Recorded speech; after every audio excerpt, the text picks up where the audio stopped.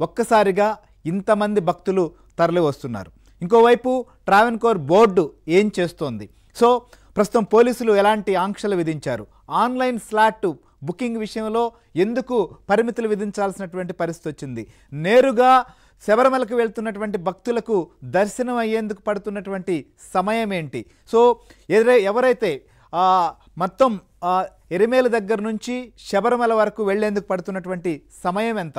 So మొత్తం కూడా పట్నంతిట్ట సంబంధించినటువంటి జిల్లాల నుంచి వచ్చేటువంటి మార్గాల్లో కూడా పోలీసులు ఎలాంటి ఆంక్షలు విధించాల్సినటువంటి పరిస్థితి ఏర్పడింది. సో మొత్తం ప్రస్తుతం శబరిమలలో ఉన్నటువంటి పరిస్థితులు ఏంటి? సో అక్కడ సహజంగానే ఈ సీజన్ వచ్చిందంటే మనం చూస్తున్నాం, పల్లెల నుంచి పట్టణాల వరకు దక్షిణాది రాష్ట్రాల్లో ఉన్నటువంటి అనేక ప్రాంతాల నుంచి కాలినడకన వాహనాల్లో, కారుల్లో కావచ్చు, బస్సుల్లో కావచ్చు, ట్రైన్స్లో, ఫ్లైట్స్లో వెళ్ళి మరి స్వామివారికి దర్శనం చేసుకొని వచ్చేటువంటి భక్తుల సంఖ్య రోజురోజుకు పెరుగుతోంది. కోవిడ్ సమయంలో కొంత భక్తుల తాకిడి తగ్గినప్పటికీ తర్వాత క్రమంగా పెరుగుతున్నటువంటి పరిస్థితి. ఈ ఏడాది మనం చూస్తే అసలు హైదరాబాద్ చుట్టుపక్కల ప్రాంతాల నుంచి కాలినడకన వెళుతున్నటువంటి వారి సంఖ్య చాలా విపరీతంగా కనిపిస్తోంది. మనం బెంగళూరు హైదరాబాద్ హైవేను ఒకసారి పరిశీలిస్తే ఈ రూట్లో వచ్చేటప్పుడు చాలామంది నడిచి వెళ్తున్నారు, వందల సంఖ్యలో నడిచి వెళ్తున్నారు ఒక్కొక్క గ్రూప్గా చూస్తే.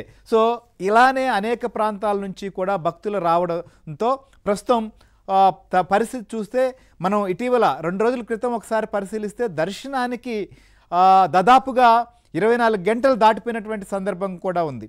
ఒక్కసారి శబరిమలకు మనం చూసినప్పుడు అక్కడ ఏదైతే కన్యస్వాములు వచ్చినప్పుడు వారు తొలుత కన్యస్వాములుగా ఉన్నటువంటి వారు నేరుగా శబరిమలకు వెళ్లకుండా ఎరిమేలకు వెళ్ళి అక్కడ మొక్కులు తీర్చుకొని అక్కడి నుంచి మళ్ళీ శబరిమలకు వెళ్తారు. సో పంబ దగ్గరికి వెళితే పంబ దగ్గర పవిత్ర స్నానం చేసి అక్కడి నుంచి కన్నిమూల మహాగణపతి ఆలయానికి, అంటే స్నానం చేసిన తర్వాత కొన్ని మీటర్ల దూరంలోనే మెట్లెక్కి వెళ్ళేటువంటి ప్రాంతం, అక్కడికి చేరుకునే దానికే 2-3 గంటల సమయం పట్టింది. ఇక అక్కడి నుంచి మొత్తం దాదాపు 4 కిలోమీటర్ల లోపు ఉన్నటువంటి కాలినడక మార్గానికి వెళ్ళేందుకు దాదాపు 12 గంటల నుంచి 14 గంటల సమయం కూడా తీసుకుంది. సహజంగా అయితే 1.5 గంటల వ్యవధిలోనే చాలామంది వెళ్తారు, లేదంటే 1-2 గంటల వ్యవధిలో కాలినడకను చేరుకునేటువంటి అవకాశం ఉంటుంది. సో ప్రస్తుతం ఈ రకంగా భక్తులు వస్తున్న నేపథ్యంలో అక్కడ ఏం జరుగుతోంది? సో ఏ రకంగా ట్రావెన్కోర్ బోర్డు నిర్వహణ చేస్తోంది? ఎందుకంటే